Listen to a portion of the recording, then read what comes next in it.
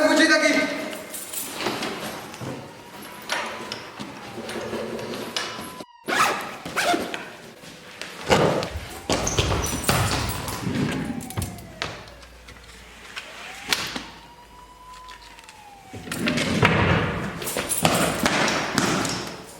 Següent.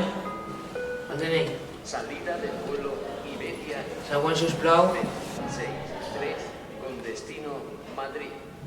Señores pasajeros, Passi cap allà, sisplau. Algun problema? Puc fer unes preguntes? 65. Segui, sisplau. I deixi'm el DNI per fer unes comprovacions.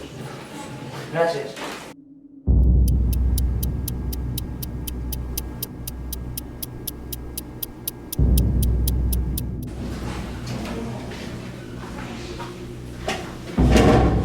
Et pensaves que ens enganyaries i creuaries la frontera amb un DNI fals? El primer que em va fer sospitar va ser el teu tatuatge, que s'assemblava molt al del fugitiu que estàvem buscant. Em va semblar estrany, però ho vaig deixar córrer. La segona raó va ser la quantitat de roba que portes malgrat estar a ple estiu. El tercer motiu va ser el teu accent rus, encara que el DNI posa que vas néixer aquí. El que m'ho va deixar definitivament clar va ser el DNI.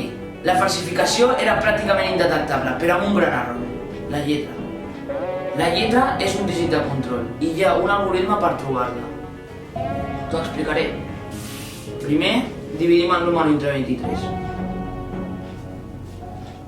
I el residu equival a la lletra d'una taula. En el teu cas, la B baixa. Però en canvi, en el teu document estava la O. Saps que hi ha lletres que estan excloses degut a que fora del territori no existeixen, com és el cas de la enya, o que es poden confondre amb números, com és la I o la O? Quedes detingut.